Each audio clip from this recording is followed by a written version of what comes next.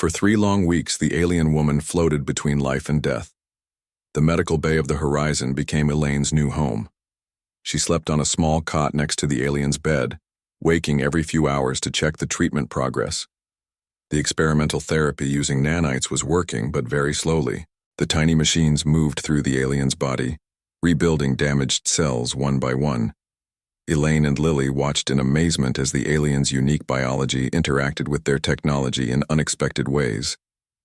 "Look at this," Lily said one morning, pointing to her screen. "The nanites are not just repairing her cells anymore. They're being changed by her body's energy field." Elaine leaned closer to see. The nanites were glowing with the same faint light as the markings on the alien's skin. "It's like her body is reprogramming our technology," Elaine said. "I've never seen anything like it." Captain Maya visited often, bringing updates from Earth. The news of a possible alien visitor had caused excitement and concern among Earth's leaders. They wanted the horizon to return immediately, but Maya had refused until the alien was stable enough to travel. "Earth can wait," she told Elaine. "Saving a life comes first." On the 22nd day, Elaine was dozing in her chair when a soft musical sound woke her. She opened her eyes to find the alien woman sitting up in bed looking directly at her. Those galaxy-filled eyes were wide open, alert, and aware.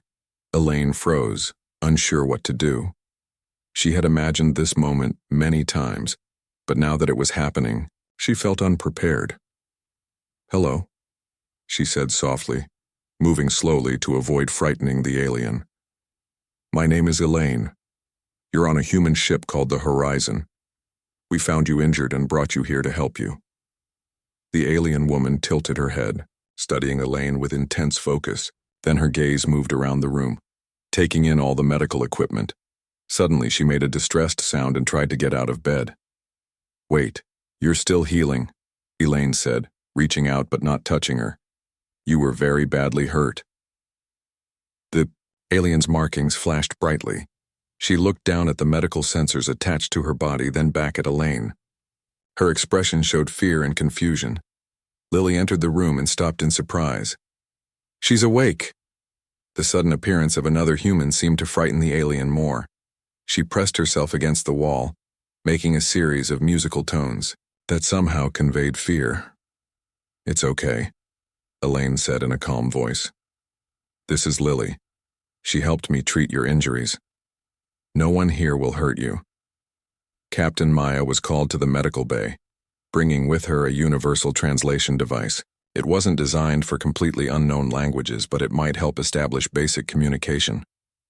"Let's try this," Maya said, placing the device on a table between them and the alien.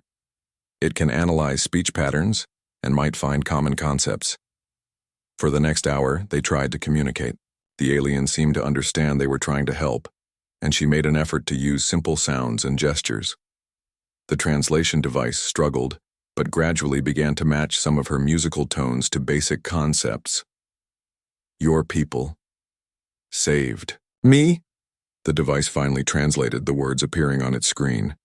"Yes," Elaine replied, speaking slowly so the device could translate her words back to the alien. "We found your ship drifting in space. You were dying." The alien touched her chest where the markings were most concentrated. "Dying. Yes. The void. Poison." "Poison?" Elaine repeated. "Something poisoned you?" The alien nodded, a gesture she must have learned from watching them. "Hunters.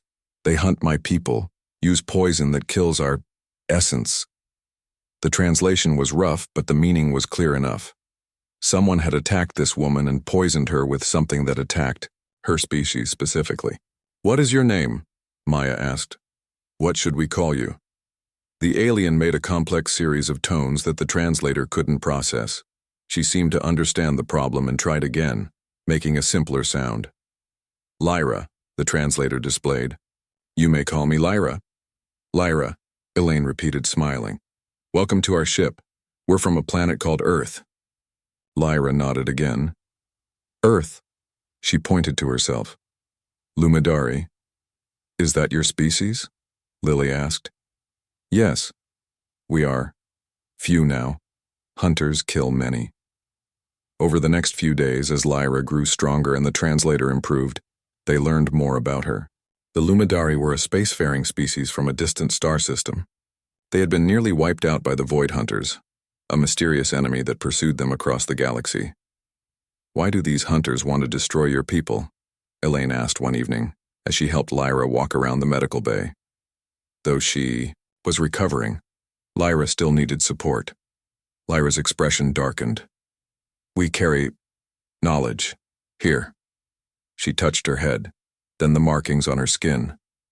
"In our bodies, star maps, histories, secrets of life." "You mean your species stores information?" "Genetically?" Elaine asked, fascinated. "Yes. Each Lumidari carries part of our people's knowledge. I am a scout. I carry maps of safe worlds." "And the hunters want this knowledge?" Lyra nodded. "They hunt us, take our bodies, try to extract knowledge." The more they talked, the more Elaine was amazed by Lyra's abilities. Once she felt safe, Lyra demonstrated some of what she could do. She could see energy fields invisible to humans. When she touched the ship's computer terminals, she could interface with them directly, her markings glowing as data flowed through her. "This is how my people navigate space," she explained. "We feel the patterns of stars and energy." One day, while examining Lyra's improving cell structure, Elaine noticed something odd. Some of the cells were changing in unexpected ways, forming new patterns. "Is something wrong?" Lyra asked, sensing Elaine's concern. "I'm not sure," Elaine replied honestly. "Your body is still changing. It's probably just part of your healing process." But that night, as Elaine reviewed the data, she realized the changes weren't random. The new cellular patterns were organizing themselves into something that looked almost like impossible, she whispered to herself. The next morning, Lyra was standing by the medical bay window looking out at the stars. She seemed stronger, her skin now a healthier shade of lavender, the markings flowing with steady light. "We will reach your planet soon," Lyra said without turning around. "Your leaders will have many questions for me." "Yes," Elaine agreed, coming to stand beside her. "But you don't have to answer anything you don't want to." Lyra turned to look at Elaine, her galaxy eyes serious. "Your treatment saved me, Elaine. Your nanites stopped the poison, but something has changed within me." She placed a hand over her abdomen. "I sense a new pattern forming." Elaine took a deep breath. "Lyra, I need to ask you something about Lumidari biology. How does your species reproduce?" Lyra's markings flickered, with what Elaine had learned to recognize as surprise. "We join energy patterns with a chosen partner, new life forms from the joining." "Why do you ask this?" "Because I think—" Elaine hesitated, unsure how to explain. "The treatment we used, the nanites and energy fields, they may have interacted with your biology in an unexpected way." Lyra's eyes widened as she understood. Her hands moved to her abdomen, the markings there glowing brighter. "A new life pattern," she whispered. "But how? There are no Lumidari males here. I think the nanites carried some human genetic material, probably mine since I administered most of the treatments, combined with your body's ability to use energy to create life." "A joining of Lumidari and human," Lyra said, her voice filled with wonder. "Such a thing has never happened before." Before Elaine could respond, the ship's alarm began to sound. Captain Maya's voice came over the intercom, tense and urgent. "All crew to emergency stations. Unknown vessels approaching at high speed. They're not responding to hails." Lyra's face drained of color, her markings dimming in fear. "They found me," she whispered. "The Void Hunters found me."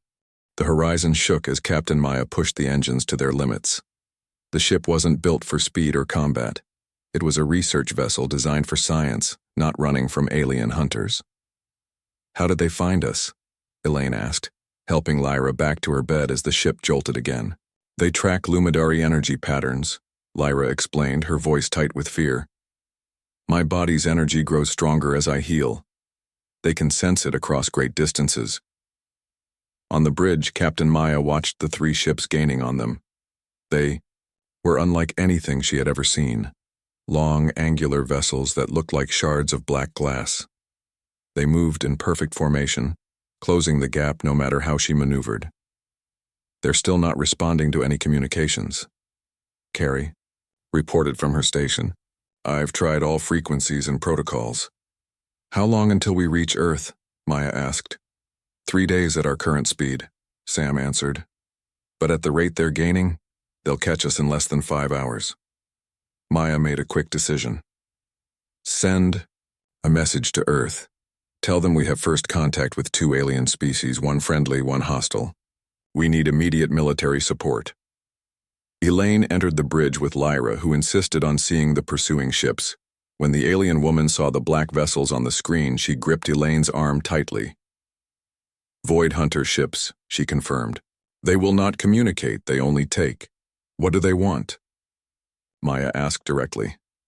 They want me. Lyra's galaxy eyes were dim with resignation. Or, more precisely, they want the knowledge stored in my genetic code. What kind of knowledge is worth hunting you across space? Sam asked. Lyra hesitated, then seemed to make a decision. My people are guardians of information collected over millions of years. Star maps showing worlds rich with rare elements and resources. Biological data about thousands of species. Technology blueprints.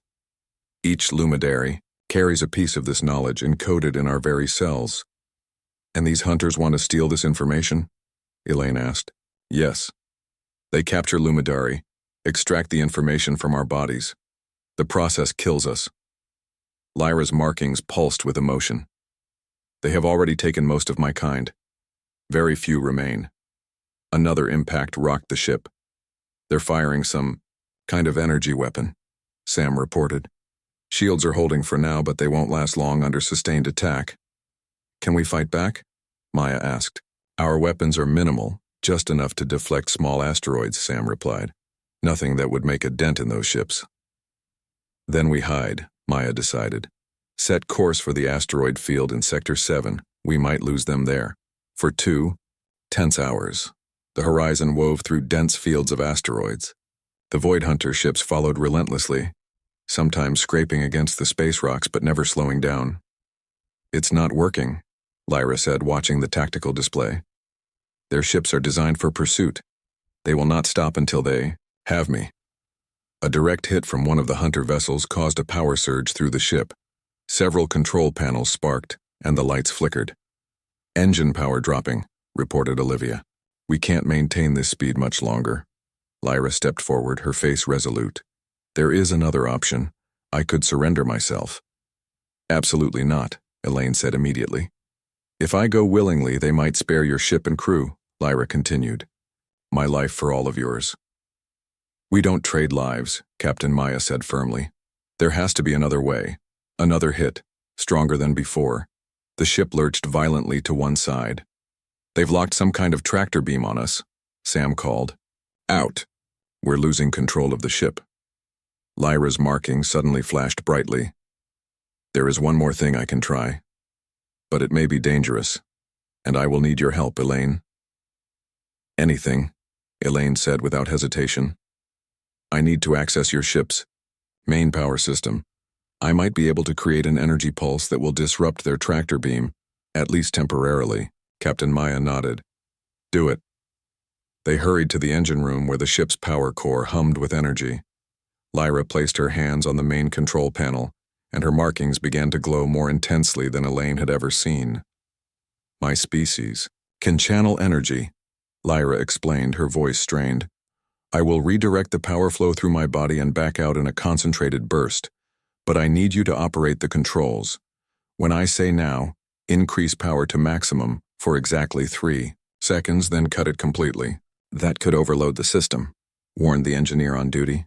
We could lose all power. We're losing it anyway, Elaine pointed out. Let's try Lyra's way. As Lyra connected with the ship's systems, her whole body began to glow. The markings on her skin shifted and changed, forming complex patterns that reminded Elaine of circuit diagrams. Now, Lyra shouted. Elaine pushed the power controls to maximum. The lights throughout the ship blazed blindingly bright. Lyra's body arched as energy coursed through her, her eyes wide and glowing with the same light as her markings. After exactly 3 seconds, Elaine cut the power. Lyra collapsed to the floor, gasping for breath. "Did it work?" Elaine asked, kneeling beside her. Before Lyra could answer, Captain Maya's voice came over the intercom. "Whatever you did, it worked. The tractor beam is down and their ships seem to be having power fluctuations. We're breaking away now." Elaine helped Lyra to stand, noticing that she seemed unusually weak. "Are you okay?" "The energy, it was more difficult to channel than I expected," Lyra said, leaning heavily on Elaine. Then her hands went to her abdomen. "The child within me, it grows stronger when I use my abilities." "Child?" The engineer looked at them in confusion. "It's complicated," Elaine said quickly. "Let's get you back to the medical bay." Once there, Elaine ran a full scan of Lyra's body. What she saw amazed her. The area where new cell patterns had been forming was now clearly recognizable as an embryo. But it was developing much faster than a human pregnancy. "This is incredible," Elaine whispered. "The embryo has developed more in 3 weeks than a human embryo would in 3 months.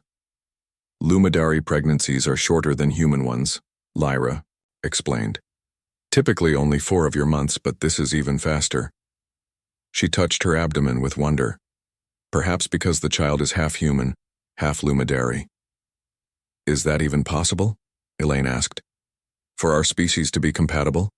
"It should not be," Lyra admitted. "But your nanites created a bridge between our biologies. They carried your genetic material and helped it merge with mine in a way that would never happen naturally." A call from the bridge interrupted them. "The hunter ships are back in pursuit," Captain Maya reported. "And we have another problem. That energy pulse damaged our engines. We're moving, but at less than half speed." "How long until they catch us?" Elaine asked. "At current speeds, about 8 hours," Maya replied grimly. "We need a new plan."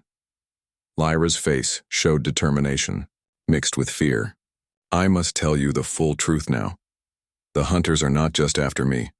They're after what I carry, star maps to resource-rich worlds. But the child growing inside me now carries a new version of that knowledge, merged with human genetic patterns." "And why does that matter?" Elaine asked. "Because the hunters cannot extract information from hybrid genetic patterns," Lyra explained. "Their technology is designed for pure lumidary DNA. The child represents something they cannot access or control." The ship shook again as the engines struggled to maintain speed. "So the child is protected from them?" Elaine asked, trying to understand. "Yes, but more than that." Lyra's eyes shone with new hope. "If the child develops fully, it might create a key to stop the hunters completely." "How?" "The hunters are connected to a central intelligence. If we could send the right signal, a signal that contains both lumidary and human patterns, we might disrupt that connection." Captain Maya's voice came through again. "We've received a response from Earth. Defense ships are being deployed to our location, but they won't arrive for at least 10 hours. "Too late," Lyra said. "The hunters will have us by then."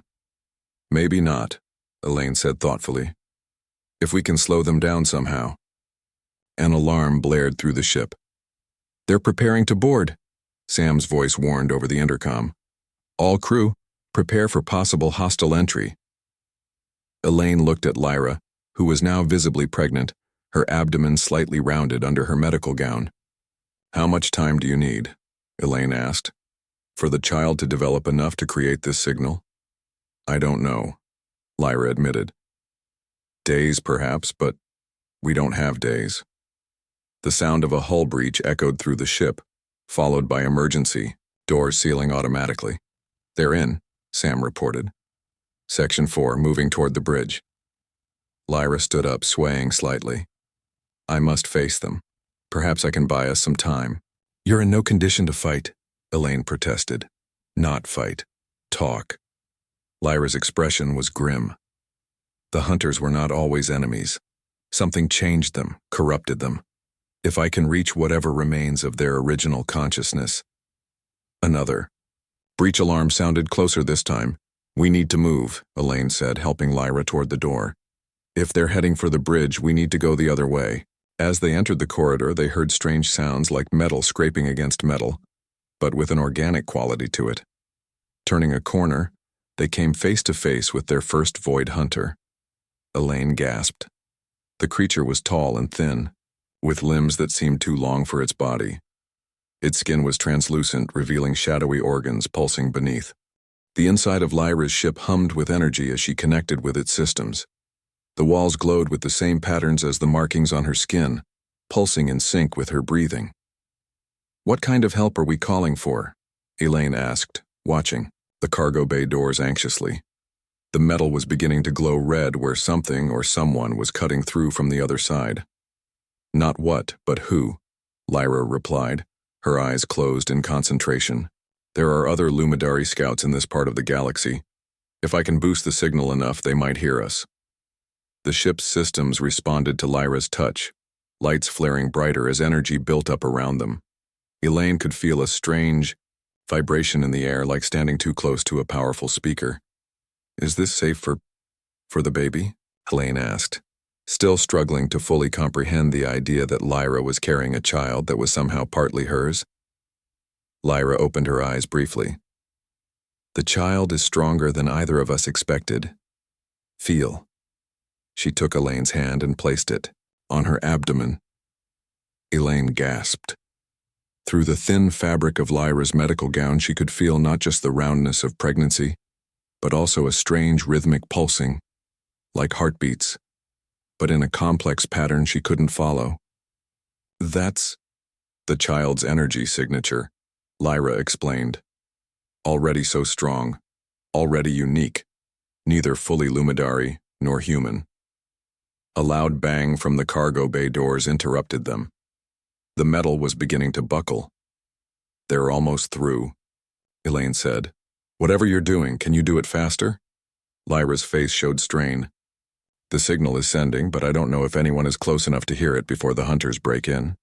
The ship's communications system suddenly crackled to life. A voice spoke in the musical language of the Lumidari. Lyra responded quickly, her tones urgent. Who is that? Elaine asked. Another scout ship, Lyra said, hope in her voice. They were hiding in the shadow of a moon not far from here. They're coming, but it will take time. Time we don't have, Elaine said, as another bang shook the cargo bay doors. Lyra's expression became determined. There's one more thing I can try, but it's risky. I need to fully activate my ship's defense systems. Do it!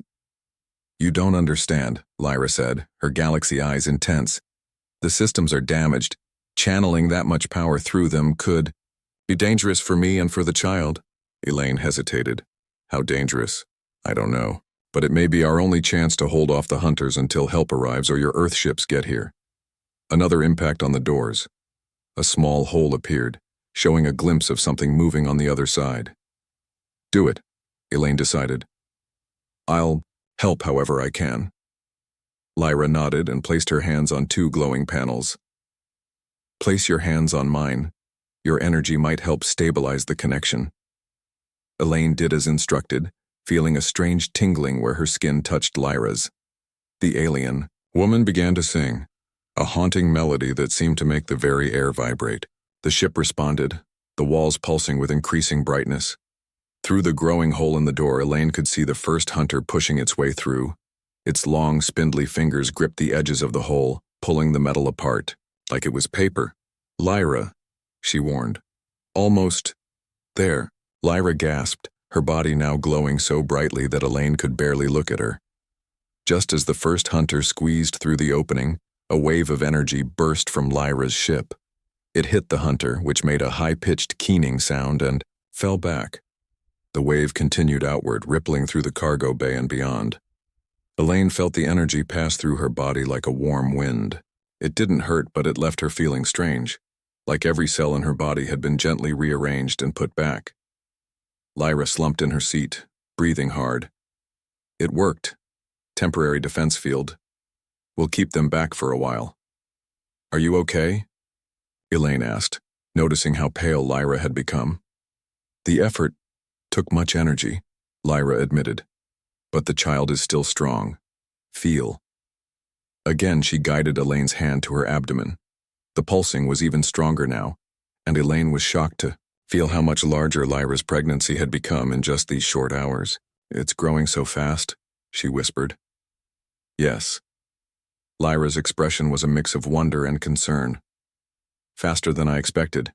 The energy from the ship's systems must be accelerating the development." A crackling sound came from the ship's communication system. This time it was Captain Maya's voice. "Elaine? Are you there? Come in." Elaine found what looked like a response button and pressed it. "Captain, we're in Lyra's ship in the cargo bay. We're okay for now. Lyra created some kind of energy field that's keeping the hunters back." "Good work," Maya replied, sounding relieved. "We've managed to secure the bridge and engineering. The hunters seemed disoriented after that energy wave." "What was that?" Defense mechanism from Lyra's people," Elaine explained. "But it won't last forever. Any word from Earth?" "Yes, defense ships have launched and are on their way. But there's more. 2 more hunter ships have arrived. They're holding position outside, not attacking yet, but not leaving either." Lyra made a soft sound of distress. "They're waiting for reinforcements. The hunters never give up once they've found a Lumidari." Through the hole in the cargo bay doors, they could see the hunters regrouping. There were at least 5 of them now, their translucent bodies moving in perfect coordination as they studied the energy barrier. "They're testing the field," Lyra said, her voice weak. "Looking for weaknesses." "How long will it hold?" Elaine asked.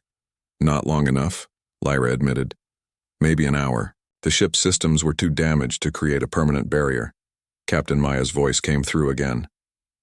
"Elaine, Lyra, listen carefully. We've been analyzing the hunters' movements through the ship. They seem to be searching for something specific." "They're searching for me," Lyra said. "Or more precisely, for the knowledge I carry." "Then we need to understand exactly what that knowledge is," Maya replied. "Lyra, I need you to tell us everything. What is so important that these creatures would cross space to find you?" Lyra was silent for a moment, then sighed. "I should have told you from the beginning. My people, the Lumidari, are not just travelers or scouts. We are guardians." "Guardians of what?" Elaine asked. "Of life," Lyra said simply. "For millions of years, my people have collected and preserved information about all forms of life we encounter. We store this information in our genetic code, passed down through generations. But we also map the stars, finding worlds where life thrives or could thrive." "And the hunters want this information?" Maya asked over the comm. "Yes. The Void Hunters were once peaceful like us, but something changed them, corrupted their collective consciousness. Now they seek our knowledge to find resource-rich worlds they can strip bare." "But you said they can't extract information from the child," Elaine reminded her. "Not from the child directly, no. But they might still try to take me, hoping to learn how this hybrid genetics works." Lyra placed a protective hand over her growing abdomen. They must never get that knowledge. Outside, the hunters had begun to press against the energy barrier. Where they touched it, the field sparked and flickered. "The field is weakening faster than I expected," Lyra said, alarmed. "They're drawing power from it somehow." "Can you strengthen it?" Elaine asked. "Not without more energy." Lyra looked around the ship, her eyes settling on a panel near the floor. "There is one source left, the ship's emergency power cells, but using those would mean..." "Would mean what?" "Would mean this ship will never fly again. And..." Lyra hesitated. "It might create an energy surge that could harm the horizon." Captain Maya had been listening. "If it buys us time until the Earth ships arrive, do it. We'll try to contain any power surges from our end." Lyra nodded and began to sing again, her hands moving over the controls. The ship responded, panels opening to reveal glowing crystals that rose up around them. "These are living crystals," Lyra explained, "the last of my ship's heart. Once they're used, they cannot be regrown, As Lyra connected with the crystals, her body once again began to glow. But this time, Elaine noticed something different. The child within Lyra was glowing too, visible now as a bright light shining through Lyra's abdomen. "The child is helping," Lyra said in wonder. Already so strong, already aware. The energy field around the ship expanded suddenly, pushing the hunters back. They made those strange keening sounds again, more distressed this time. Elaine watched in amazement as the field stabilized, becoming more solid-looking. "It's working," Lyra nodded, but her face showed strain. "Yes, but I cannot maintain this connection for long. It's too much energy for my body to channel." "Let me help," Elaine said, placing her hands on Lyra's shoulders. "Take some of my energy too." Lyra looked up at her gratefully. "Your offer means much, but human energy is not compatible with our systems. However," she paused, looking thoughtful. "The child is part human. Perhaps through the child you could help." She guided Elaine's hands to rest on her abdomen again. "Focus your thoughts on protection, on safety. The child might sense your intent." Feeling somewhat foolish but willing to try anything, Elaine closed her eyes and concentrated. At first, nothing happened. Then she felt a strange connection, like a thread of warmth linking her to the life growing inside Lyra. "It's working," Lyra whispered. "The child recognizes you as its other parent." The energy field grew stronger, pushing the hunters even further back. They seemed confused now, their movements. 3 days later, the Horizon orbited Earth, waiting for clearance to land. The arrival of alien visitors, both Lyra and the now peaceful Void Hunters, had caused global excitement and concern. World leaders were meeting to decide how to proceed. In Narration, the medical bay, Elaine watched as Lyra cradled her daughter. The child had grown noticeably in just these few days, already looking like a human toddler, though she was less than a week old. "She's developing so quickly," Elaine said, both amazed and a little worried. "Luminary children mature faster than humans," Lyra explained. "But she will slow down soon. The rapid growth was partly due to the danger we faced." The child looked up at Elaine with her shifting eyes, sometimes green like Elaine's, sometimes galaxy-filled like Lyra's. She made a musical sound and reached out a small blue hand. Elaine gently took the tiny hand in hers. Immediately, she felt that strange connection again, feelings and impressions flowing into her mind. Wonder, curiosity, and a deep sense of safety. "She's communicating with you," Lyra said, smiling. "She doesn't have words yet, but she shares her feelings directly." "It's amazing," Elaine whispered. "What should we name her?" Lyra looked thoughtful. "Among my people, children are not named until they show their true nature, but I think she has already shown hers." She looked down at the child with love. "Hope. We will call her Hope." "Hope," Elaine repeated, liking the sound of it. "Perfect." Captain Maya entered the medical bay, looking tired but pleased. "Good news. Earth's Security Council has granted permission for Lyra and the child to land. They'll be given diplomatic status and protection." "And the hunters?" Lyra asked. "That's more complicated," Maya admitted. "People are understandably cautious. For now, their ships will remain in orbit under observation, but representatives will be allowed to meet with Earth officials, with Hope present to maintain the connection." Lyra nodded, understanding the caution. The hunters are still adjusting to their freedom. Hope's presence helps stabilize them as they recover their true identity. Over the past 3 days, they had learned more about the hunters. They were called the Vashrai, a species that had once been peaceful explorers like the Luminari. But centuries ago, they encountered a malevolent intelligence that took control of their collective consciousness, turning them into the Void Hunters, mindless, seekers of resources and knowledge that did not belong to them. Hope's unique hybrid signal had somehow broken that control, freeing them to remember who they truly were. "There's something else," Maya said, her expression becoming more serious. "The Council wants to know more about Lyra's people. If there are other Luminari out there, they want to establish contact." Lyra's face showed a mix of hope and sadness. There are very few of my kind left. The hunters, the controlled Vashrai, hunted us almost to extinction, but some may have survived hiding as I was. The other scout ship you contacted? Elaine asked. They've gone silent again, Lyra said. For safety. But now that the Vashrai are free, perhaps my people can come out of hiding. The ship's intercom activated. Captain, to the bridge, we're receiving clearance for landing. This is it, Maya said.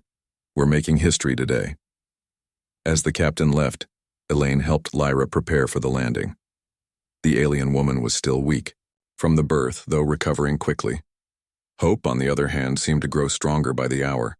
What will happen to us on Earth? Lyra asked, a hint of anxiety in her voice.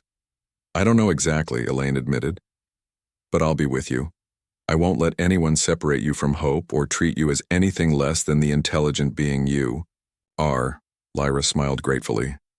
Among my people, family bonds are sacred. You helped save my life. You are part of Hope's creation. That makes us family in the deepest sense. Family, Elaine repeated, the word filling her with unexpected warmth. Her work had always been her life, studying distant stars and searching for signs of life beyond Earth.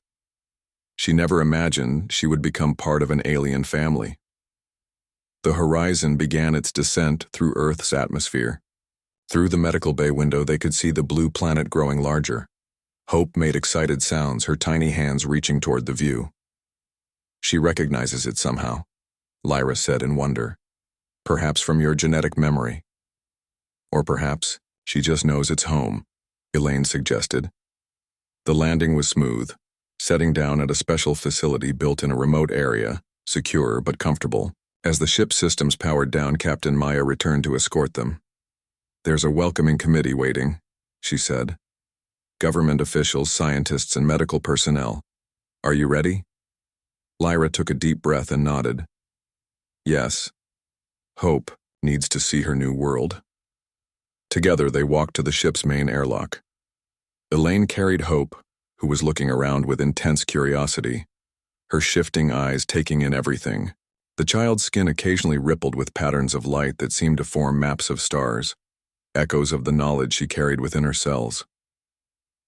As the airlock doors began to open, Lyra suddenly turned to Elaine. Wait, there is something you should know before we step onto your world. What is it? Elaine asked. The knowledge my people preserve, it includes information about Earth. What do you mean? Long ago my ancestors visited this world, Lyra explained. They found it beautiful, full of potential. They recorded its location in our genetic memory, marking it as a place of special importance. Why special? Captain, Maya asked, overhearing. Because Earth sits at a crossroads of space currents, paths that allow faster travel between distant parts of the galaxy. Many species have found their way here over the millennia, some merely observed. Others, Lyra hesitated. Others may have influenced your development in small ways. Elaine's scientific mind raced with the implications.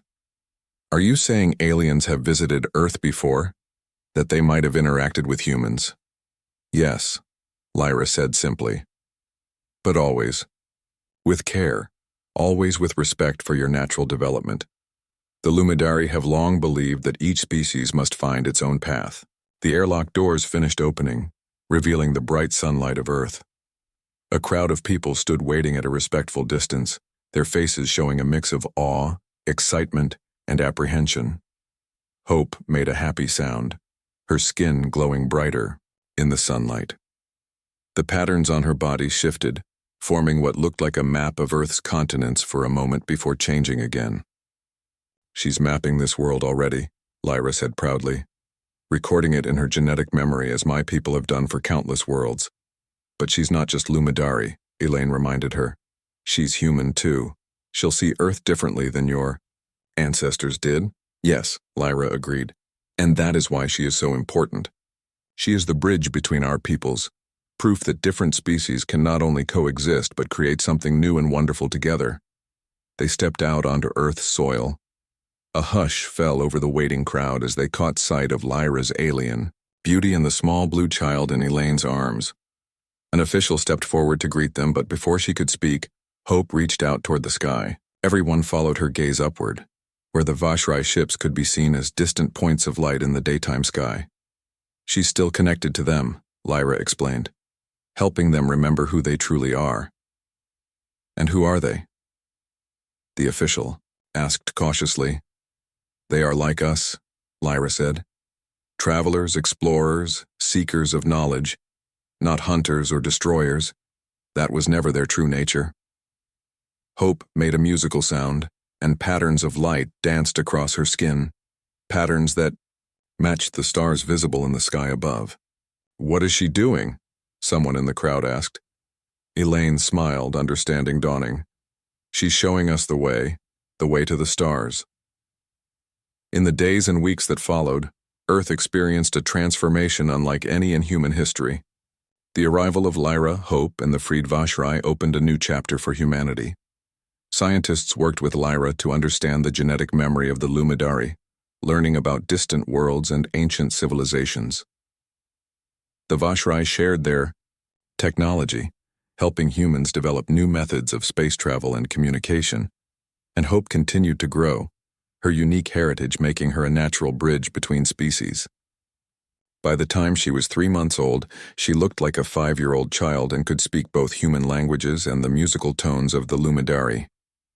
One evening, Elaine found Lyra and Hope on the roof of their residence, looking up at the stars. Hope was pointing to specific stars, naming them in her mixed language of English and Lumidari tones. She knows them all, Lyra said with pride. Every star, every world recorded in our genetic memory. Plus the new ones she's mapping herself, Elaine added, sitting beside them. In the months since landing on Earth, they had become a true family, different but united. Hope turned to Elaine, her shifting eyes serious. Mother, she said in her musical voice, I had a dream last night. I saw others like Mother Lyra hiding among distant stars. Lyra's breath caught. You saw other Lumidari? Hope nodded. They are waiting for a signal to tell them it's safe to come out of hiding. Can you send such a signal? Elaine asked. Hope looked thoughtful, her small face solemn beyond her years. Not yet, but soon. When I'm stronger, when the connection between humans and HFY is more stable. Your daughter, Lyra said to Elaine, carries the future of 3 species within her, human, Lumidari, and now the guardian of the HFY as well. Our daughter, Elaine corrected gently. The small research ship Horizon moved slowly through the dark space of the Kuiper Belt. Dr. Elaine Summers sat at her desk, looking at star maps on her screen. She was tired after 12 hours of work. Another day with nothing new to study. As the chief scientist who studied alien life, she had hoped for more excitement when she joined this mission 6 months ago. Dr. Summers, please come to the bridge, Captain Maya Ford's voice called over the speakers. We found something unusual. Elaine's heart beat faster as she rushed through the narrow hallways of the ship. When she reached the bridge, 5 crew members were already looking at the main screen. What is it? Elaine asked, slightly out of breath. Captain Maya pointed to a small object on the screen. At first we thought it was just a piece of rock or space junk. But look at these readings. Olivia Grant, who operated the ship's sensors, moved her fingers across her control panel. The object is about 15 feet long. It's made of a metal we can't identify. And there's something else. She paused, double-checking her screen. We're picking up a very faint life sign. A life sign? Out here? Elaine moved closer to see the readings. That's impossible. The pattern doesn't match anything in our database, Olivia said. It's definitely not human and not like any animal we know. Captain Maya turned to Elaine. Should we bring it aboard for study? Elaine thought for a moment. The rules were clear about unknown objects in space. They should call Earth first and wait for instructions. But that would take hours, and if something was alive inside that object, it might not have hours. Yes, Elaine decided. If something's alive in there, we need to help it. The object is small enough for our cargo bay. It could be dangerous, warned Sam Bell, the security officer. That's why we'll follow all safety protocols, Captain Maya said.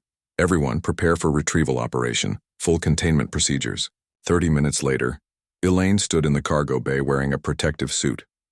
The airlock opened slowly and the small craft was pulled inside by the ship's magnetic beams. Now that she could see it clearly, Elaine realized it was definitely not just space junk. It had a smooth oval shape with no visible windows. The surface was a dark blue-gray color with burn marks on one side. Those look like weapon marks, Sam said, pointing to the damaged area. Elaine moved closer with her scanner. The life sign is getting weaker. We need to find a way inside. They searched the surface of the craft until Carrie Winters, the communications specialist, found a small area that responded to her touch. A section of the hull suddenly became transparent, revealing the inside of the craft. Elaine gasped. Inside was a humanoid figure lying on what looked like a control seat. The figure wasn't moving. We need to get in there, Elaine said. After checking that the air inside the craft was safe to breathe, the team carefully opened the now visible door. Elaine was the first to enter, moving slowly toward the still figure. It was a female, or at least appeared female in human terms. Her skin was a pale lavender color with faint markings that seemed to glow slightly. Her face looked almost human, but with higher cheekbones and a slightly wider forehead. Her hair was white with hints of blue, flowing like silk around her shoulders. She's alive but barely, Elaine said, reading her scanner. Her body temperature is much lower than a human's, and her cellular structure? Elaine paused, adjusting her scanner. It's unlike anything I've ever seen. The cells are breaking down at the molecular level. The alien woman's eyes suddenly fluttered open. Elaine stepped back in surprise. The eyes were completely black, but with tiny points of light inside them like small stars. They focused on Elaine for a moment, filled with fear and pain, before closing again. We need to get her to the medical bay immediately, Elaine said. Her body is failing. Is it safe to move her? Captain Maya asked. If we don't, she'll die, Elaine replied. Working carefully, they placed the alien woman on a stretcher and carried her to the medical bay. Dr. Lily Chen, the ship's medical officer, was already preparing the equipment. What can we do for her? Lily asked as they transferred the alien to a medical bed. We don't know anything about her biology. We start with the basics, Elaine said. Temperature, pressure, oxygen levels. Then we take samples and try to understand what's happening to her cells. For the next 12 hours, Elaine and Lily worked non-stop. They discovered that the alien's blood was a deep purple color and contained particles that seemed to store energy. Her heart had 3 chambers instead of 4, and her lungs processed air differently than humans. The damage to her cells seems to be caused by some kind of radiation or biological weapon, Lily said, looking at the microscope screen. It's specifically attacking certain parts of her genetic structure. Can we stop it? Elaine asked. Maybe. Lily pulled up more data on her screen. If we can create synthetic versions of the damaged cell components and use nanites to deliver them, that's experimental technology, Elaine warned. It's her only chance, Lily said. Captain Maya joined them, looking at the alien woman with concern. Have you learned anything about her or where she came from? Her spacecraft had no identifying marks, Elaine said. But based on the technology, she's from a civilization far more advanced than ours. The question is, who attacked her and why? And are they still looking for her? Sam added from the doorway. The alien woman suddenly moved, her back arching, as if in pain. The markings on her skin glowed brighter for a moment, then faded again. We're running out of time, Elaine said. Captain, we need permission to try the experimental treatment. Captain Maya looked at the dying alien, then at her crew. This decision could change everything for humanity. If they saved this alien, they would make first contact with an advanced species. If they failed, they might never know who she was, or why she came to their part of space. Do everything you can to save her, Maya decided. This is what we stand for, helping those in need, no matter who they are. Elaine nodded and turned back to her work. As she prepared the treatment, she gently touched the alien woman's hand. The skin felt cool and smooth like polished stone. "We'll help you," she whispered. "Just hold on a little longer." Outside the medical bay window, the stars shone brightly against the darkness of space. Somewhere out there were answers to who this mysterious visitor was. But first they had to make sure she lived long enough to tell them.